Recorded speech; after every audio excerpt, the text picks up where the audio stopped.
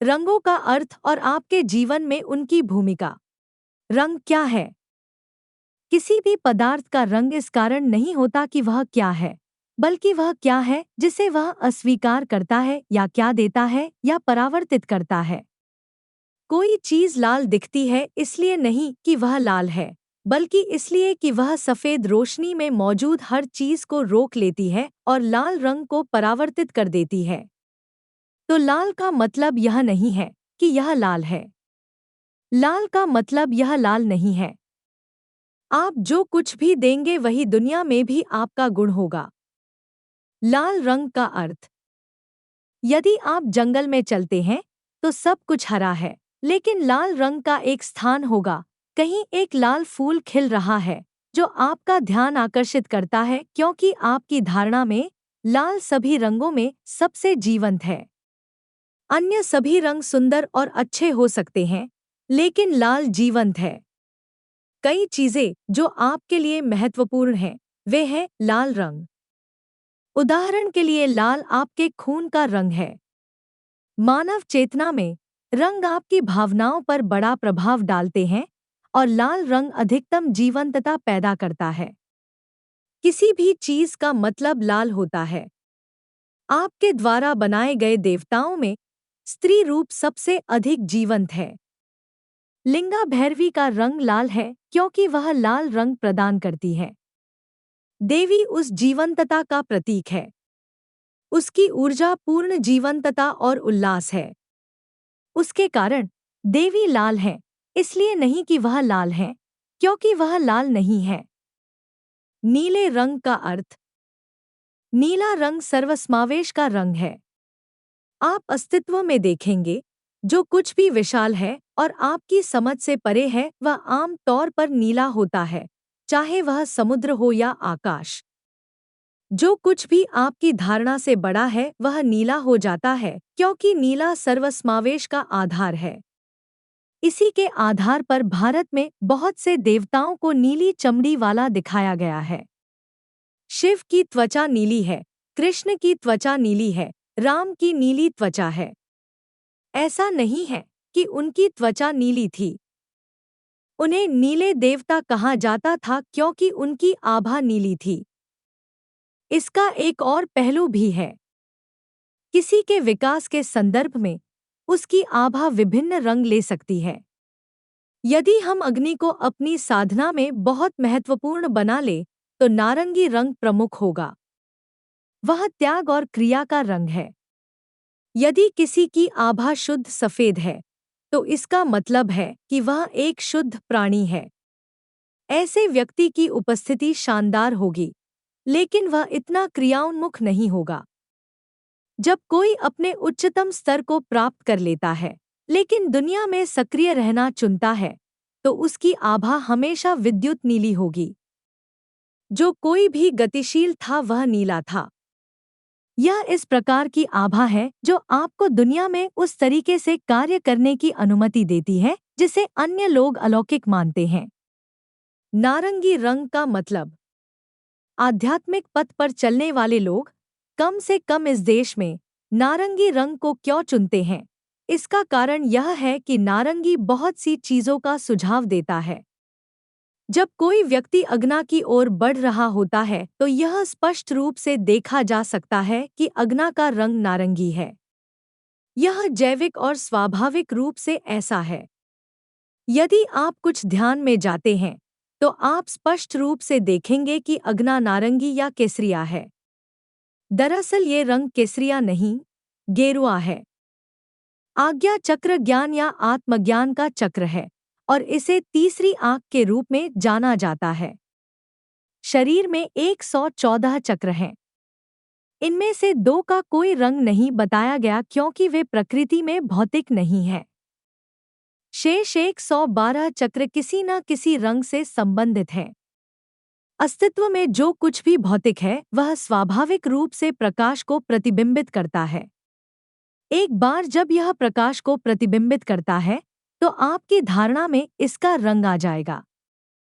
जो लोग उस रास्ते पर हैं जहां पूरी प्रक्रिया आत्मज्ञान और धारणा के उस आयाम को खोलने के बारे में है जिसे तीसरी आंख कहा जाता है, वे हमेशा गेरुए रंग की तलाश करेंगे क्योंकि वे उस रंग को प्रसारित करना चाहते हैं।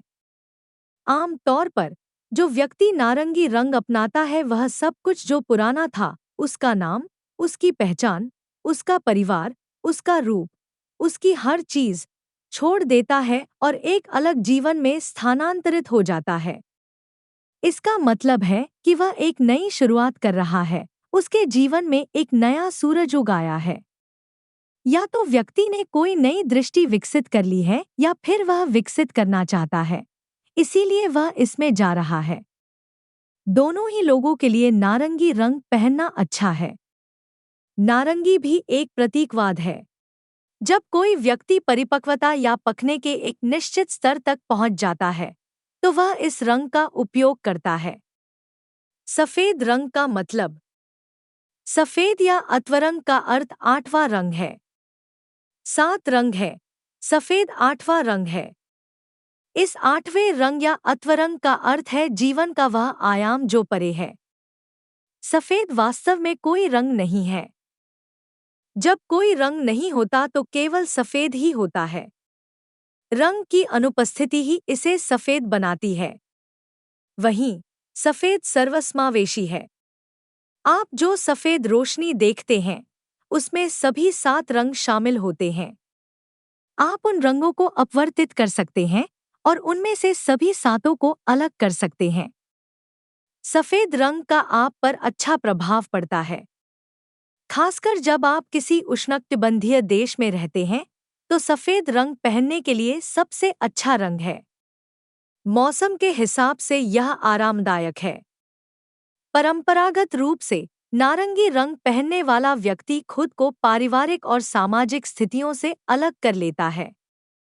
जो सफेद रंग चुनता है वह आध्यात्मिक मार्ग पर चलता है, लेकिन फिर भी जीवन के अन्य पहलुओं में शामिल रहता है। जो लोग ऐसे रास्ते पर हैं जहां वे कुछ भी इकट्ठा नहीं करना चाहते, वे सफेद पहनेंगे। उनकी साधना हल्की है, लेकिन वे आध्यात्मिक पथ पर हैं, लेकिन वे जीवन के विभिन्न पहलुओं से जुड़े हुए हैं। वे जीवन को अपने आसपास इकट्ठा नहीं करना चाहते हैं। वे जीवन में भाग लेना चाहते हैं, लेकिन वे कुछ भी इकट्ठा नहीं करना चाहते हैं। ऐसे लोग सफेद पहनना पसंद करेंगे। पीले रंग का मतलब। बौद्ध परंपरा में भिक्षु, जिन्हें गौतम अरहत कहते थे, गेरू वस्त्र पहनते थे। बाकियों ने पीले वस्त्र पहने थे क्योंकि गौतम ने बौद्ध भिक्षुओं के प्रारंभिक चरण को जो प्रक्रिया दी थी वह बहुत ही प्रारंभिक प्रक्रिया थी। उन्होंने उनके लिए यह प्रक्रिया इसलिए चुनी क्योंकि इसके लिए किसी तैयारी की जरूरत नहीं थी। वह जागरूकता की लहर पैदा करना चाहते थे। इसका मतलब है कि वह किसी भी शहर में बहुत लंबे समय तक नहीं रहे। वह लगातार एक गांव से दूसरे गांव और शहर से शहर घूमते रहे। लोगों को किसी भी प्रकार के अभ्यास के लिए तैयार करने का समय नहीं था, इसलिए उन्होंने उन्हें एक बहुत ही प्रारंभिक प्रक्रिया दी। लेकिन फिर भी वह उन्हें भिक्षु बना रहा था। वह उनके जीवन को ठीक कर रहे थे, लेकिन उन्हें पर्याप्त तैयारी के कदम नहीं दे रहे थे। इसलिए उन्होंने उन्हें पीला वस्त्र पहनने के लिए कहा क्योंकि पीला मूलाधार चक्र का रंग है। शरीर का सबसे बुनियादी चक्र मूलाधार है। वह चाहता था कि वे स्थिर रहें। ऐसी प्रक्रिया तब सिखाई जाती है जब आप कुछ जन्मों के लिए आध्यात्मिक मार्ग चुन रहे होते हैं। वह परंपरा आज भी बौद्ध जीवन शैली में जारी है। वे वापस आते रहते हैं और अधिक काम करने के लिए वापस आते रहते हैं, क्योंकि प्रक्रिया स्थिरीकरण की है, एहसास की नहीं। इसलिए उसने उनसे पीले वस्त्र पहनने को कहा। काले रंग का मतलब।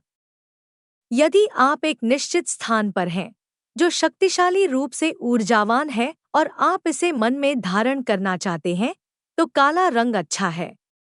काला कुछ भी नहीं देता, वह सब कुछ सोख लेता है। यदि आप काला पहनकर किसी अच्छी जगह पर जाते हैं, तो आप उसे आत्मसात कर लेंगे। लेकिन अगर आप काला पहनकर किसी बुरी जगह पर जाते हैं, तो आप उसे आत्मसात कर लेंगे। इसलिए हर कोई काला पहनने के योग्य नहीं है। यदि आप लगातार काले कपड़े पहने रहते हैं और खुद को विभिन्न स्थितियों में उजागर करते हैं, तो आप देखेंगे कि आपकी ऊर्जा में उतार चढ़ाव होगा और यह आपकी सारी भावनाओं को सोख लेता है और आपके दिमाग को बहुत अस्थिर, असंतुलित स्थिति में ले जाता है। यह आपको एक मूक पीड़ा में डाल देता है। आप इस तरह से पीड़ित होंगे कि आप अपनी पीड़ा को व्यक्त भी नहीं कर पाएंगे। लेकिन अगर आप ऐसी स्थिति में काला पहनते हैं जो बहुत जीवंत और सकारात्मक है, तो आप जबरदस्त मात्रा में ऊर्जा अवशोषित करेंगे, जो आपके लिए अच्छा है। काला रंग तभी पहनना चाहिए जब आप जगह की गुणवत्ता के बारे में सुनिश्चित हों। वैराग्य। आपने वैराग्य शब्द सुना होगा। राग का अर्थ है रंग। वै का अर्थ है परे। वैराग का अर्थ है रंग से परे। आप पारदर्शी हो गए हैं। यदि आप पारदर्शी हो गए हैं, यदि आपके पीछे जो है वह लाल है, तो आप भी लाल हो जाते हैं। यदि आपके पीछे जो है वह नीला है, तो आप भी नीले हो जाते हैं। यदि आपके पीछे जो है वह पीला है, तो आप भी पीले हो जाते हैं। आप पूर्वाग्रह रहित हैं। आप जहां भी हों, आप उसका एक हिस्सा बन जाते हैं, लेकिन कुछ भी आपसे चिपकता नहीं है। यदि आप ऐसे हैं, केवल यदि आप वैराग्य की स्थिति में हैं, तभी आप यहाँ रहते हुए जीवन के सभी आयामों का पता लगाने का साहस करेंगे।